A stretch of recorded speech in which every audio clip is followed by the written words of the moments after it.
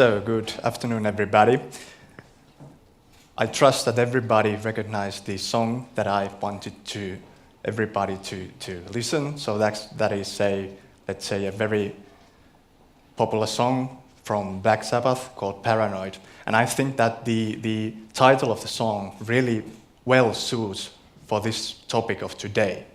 So when talking about cyber exposures and cyber risks, it does feel a bit like a paranoia. You don't actually know what's happening, for instance, in your network, what's happening out there. That's not a tangible thing.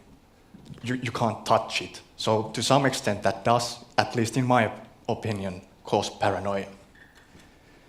And of course, every kid wants to be a rock star, obviously. I didn't become one. So I just wanted to hear this particular song while on stage. So I really enjoyed it. So, Marsh was introduced already briefly, but as a recap, we are a global risk management and insurance broking firm.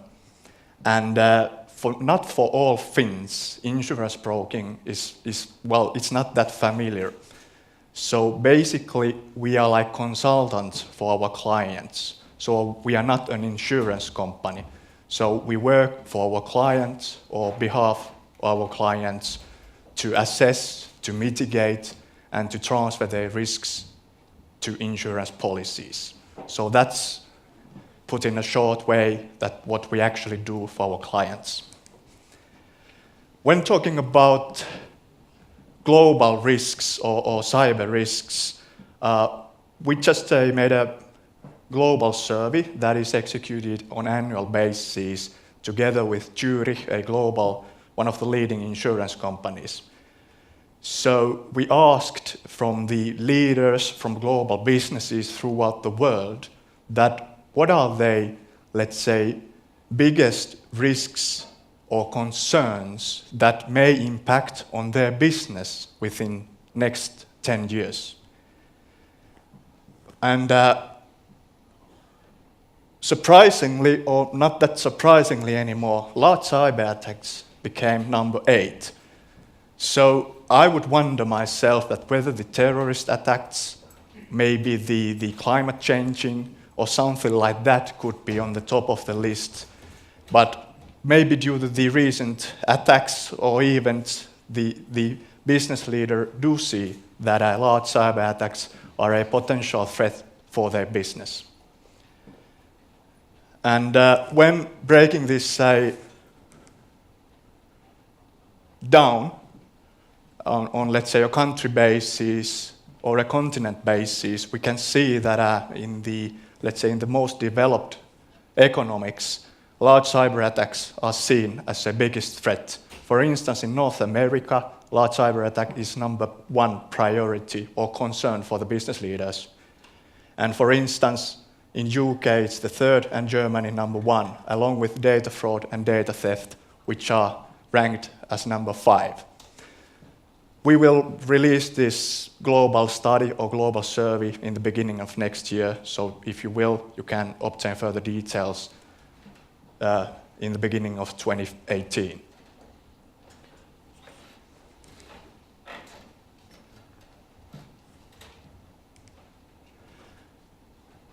Everybody, I think, has heard about the recent ransom attacks or ransomware attacks that spread throughout the world. For instance, WannaCry or Petya have affected a lot of companies. For instance, WannaCry spread throughout the world, affecting over 300,000 computers only within 48 hours. So the spread of these kind of events, it's just absurd. And how fast these things can develop. For instance, also big entities suffered for this kind of a ransomware attack. For instance, a Danish entity called Maersk, that is one of the leading ship companies in the world. They released a press release saying that their financial impact due to this kind of a malware or ransomware was over 300 million euros. That means loss of turnover globally, increased cost of working, resolving the problems, and maybe losing some of their clients. Recently, we have heard some, let's say, cyber or personal information issues here in Finland as well. THL, the Institute for Health and Welfare, for instance, published unintentionally some laboratory results of individuals on the internet. And these things happen all the time. Here are just some examples. The intent is maybe that you can read everything through, but my point more or less that clients and companies do face cyber events and cyber attacks all the time. The question is, in my view, more that how can you mitigate these kind of exposures? How can you assess your risks? What can you do in order to prevent these, and what do you do if something happens?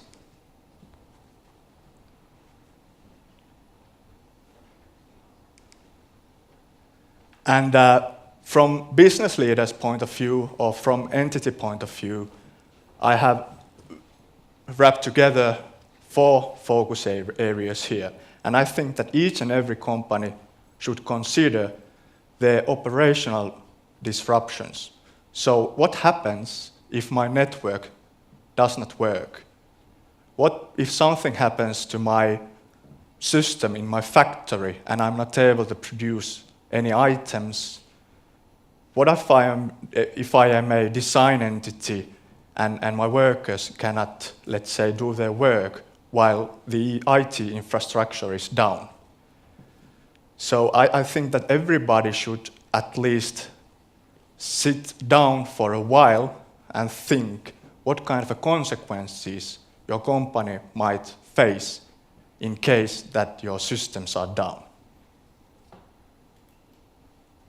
One of the, let's say, hot topics over the past years has been the upcoming EU regulation. Hopefully you all have heard about GDPR, meaning General Data Protection Regulation in Europe. That's reality next May. So the EU has launched new regulation, new set of rules, and new obligations to companies. For instance, if you have a cyber breach and you lose some personal data, you have obligation to notify the authorities within 72 hours about that breach. Not only you need to notify the authorities, but you also have to notify these data subjects whose information you lost. So basically, this does increase visibility on the one hand, but on the other hand, that increases your cost of in case of a cyber breach, since you need to inform this data subject about these issues. And of course, if you don't follow the GDPR regulation, you might face fines that are up to 4% of your annual global revenues. So we are, at least in my view, we are not talking about any, let's say, margins or anything like that. And some consultants have estimated that after the new legislation has been implemented, it's probable that EU regulators will enforce billions of euros of fines due to these cyber breaches. Well, we all are humans, and humans tend to do mistakes. Well, otherwise we wouldn't be humans, right? So the human element is one of the biggest things or issues in the cyber world. In the insurance industry, 75% of any cyber events is caused by us humans. The guy sitting between the monitor and the bench. Maybe we are curious, we open some emails, we open the attachments, even though we are warned. We can do mistakes while we operate or are running our IT systems. And that happens a lot. Of course, from the company's point of view, I think one of the key issues is just to educate and teach your own people to mitigate human errors. But in case something happens, you have to have a proper mitigation plan in place. The fourth item are the lawsuits and the reputational harm to your business in case of a cyber event. I already discussed about the upcoming EU legislation and what kind of let's say, obligations you need to follow going forward. And I think that these issues you should take very seriously, and if you haven't yet started to adjust yourself to GDPR, you should start it right now. Here is a picture that its purpose is just to show you briefly that what is the cyber world that I'm talking about. So basically, the cyber attack can be internal, that can be caused by your employee, by a mistake or intentionally. In most cases, the threat is external. So basically, you can have a malware in your systems, you can have some kind of a cyber attack against your systems, and so on. And of course, there is the accidental side of it. Nowadays, it's very common to outsource your IT services. So basically, you don't not only operate your own IT systems, but you have outsourced to quite great extent some of your, let's say, even key IT infrastructure. So are you always sure that the outsourced service provider works properly or operates your systems properly? What happens if their systems are down?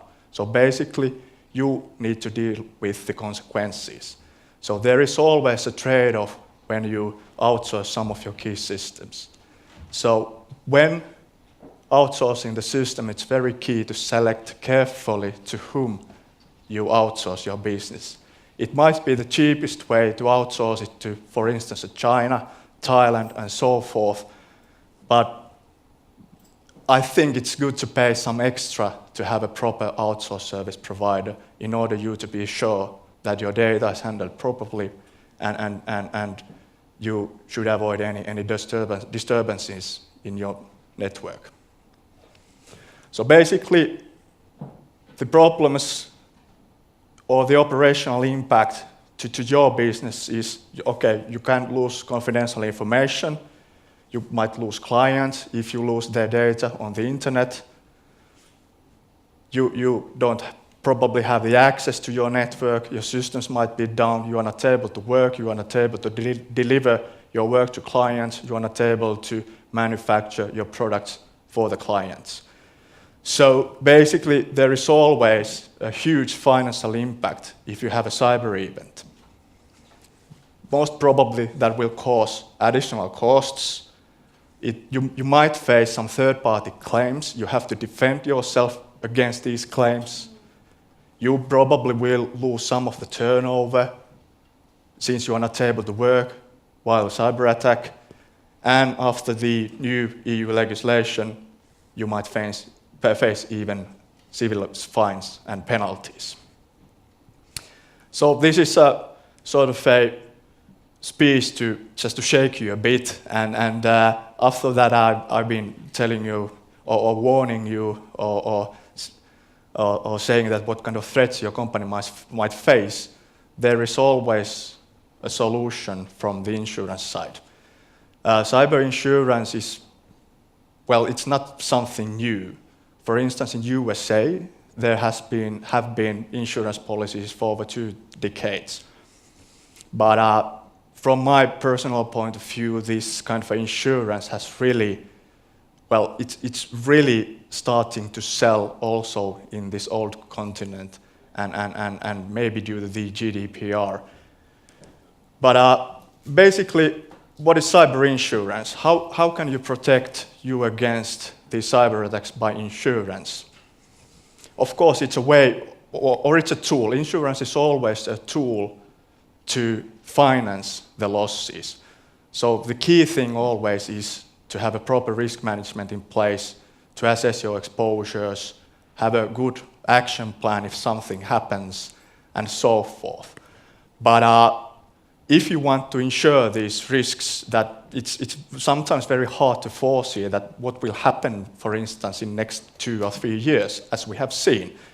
So basically, well, cyber insurance, there are several different kinds of insurances through the market, but basically the insurance does provide coverage for security failures, like hacking, malware, DDoS attacks, and so forth. But on the other hand, it does also provide coverage if you have a proper insurance against system failures. And that means that if your systems are down for some reason, if there is an outage in your system, which is maybe not caused by malware or cyber attack, there is something just wrong with your system. That can be covered also by the insurance. So if you have any disturbances in your web and you're not able to work, or your factory is down, you can insure that. And the third trigger is data breach. So if you lose personal data, you are hacked, and the hacker takes your personal data, your customer data, that can be insured. So these are the main, let's say, triggers that triggers the insurance coverage. And after the trigger has been triggered, what does actually the policy cover? So maybe the most important thing from company point of view is to cover the business interruption. So as said on the previous slide, so if you have a system failure and you are not able to operate your systems, you lose money, you can insure that. You can insure the loss of gross profit. Of course, when you have any kind of a cyber event, you probably need to run on very fast.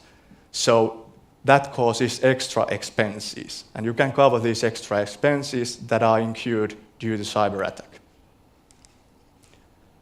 Second point is privacy breaches, and if you lose personal data, you need to notify these data subjects. These cover, let's say, these additional costs can be insured under the cyber insurance. You might face some claims from the data subjects whose data you have lost. So basically, the policy will cover these defense costs, and if you are liable, the policy will indemnify also the actual loss. The third item is incident response costs. As already said, for instance, the GDPR legislation sets out a pack of new rules, and when you need to notify the loss of personal data, these kind of notification costs can be covered under insurance. You might hire some extra hands to solve the cyber event, like IT forensics. These costs can be covered under insurance. You need to treat the publicity in a very careful way, especially if you are dealing with, let's say, customers and not corporations. So if you need to hire some PR consultants to help you or mitigate the actual events, these kind of additional PR costs can be covered under insurance. And if you lose data, if the data is corrupted, if you can't read the data anymore and you need to recreate data, these kind of a restoration and recovery costs can be covered as well. And maybe surprisingly, when talking about these GDPR fines, that can be up to 4% of your annual revenues. If they are insurable by law, they can be covered under the insurance. And how the insurance market is treating these GDPR fines at the moment is that they consider them to be administrative fines, not basically like criminal fines. So usually administrative fines are insurable under law.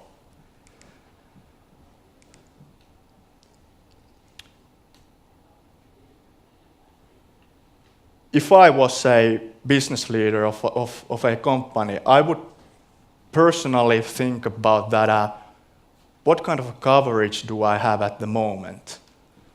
Do my current insurances really meet the exposures in the cyber world? Then I would assess my exposures that what really happens if I face a cyber attack? What will be the financial consequences if my systems are down like a week? And consequently, how big sum of insured should I need or purchase? Then I might have, let's say, several networks. Some of the networks I might operate myself, but some of the networks might be operated by outsourced service provider. So probably my insurance should cover not only my own networks, but also the networks that are operated by a third party. And actually, you can cover under the insurance these outsourced service provider networks. So when you have outsourced something for a third party, and they are not able to deliver the promised services, their systems are down, and you are not able to operate your systems, that can be covered under the insurance as well. And for the, let's say, for the smaller or mid-sized entities, you usually don't have enough resources to solve cyber events. So one of the service elements that can be incorporated in a cyber policies is that some of the insurers can provide their vendors to help you.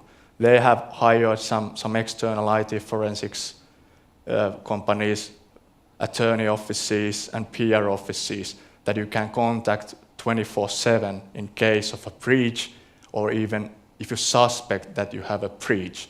So you instantly can get help to mitigate or assess a cyber event. Or if you're not even sure that do you have a cyber event, these IT forensic guys can help you to assess it. Good. Maybe the key points from my presentation is that obviously every company's IT infrastructure is not the same as in the other company. Every company has different kind of exposures. They have different systems, and consequently, usually you just can't purchase a off-the-shelf insurance that would perfectly fit to your exposures. Therefore, you usually need to design the program, you need to design the wording so it would really, really fit to your risks. Of course, before purchasing an insurance, you need to consider your exposures and what kind of financial impacts they might have on your operations. And usually what we have seen and what we have done with our clients, it would be great if you can do a holistic work where let's say the parties joining from your entity are like HR, legal, finance, IT, production, and so forth. So everybody would understand the company's cyber exposures and the consequences on the business. It's currently the insurers, the buyer's market. There are large capacities in the market. I would say that the premiums are on the quite low side, maybe due to the current insurance market, that the premiums are going lower and lower throughout the world, and this is a new market for insurers to make new business. So the rates, even though that there has been global events, the premiums are still going down, at least what we have seen. And the one great thing about cyber insurance is that you actually can tailor the policy. Usually it's the insurer that gives you the small prints, right? But we have kind of made a turnaround for that, and now we are offering the small print for the insurers. And in the end of the day, they will most probably insure the proposed wordings. Thank you.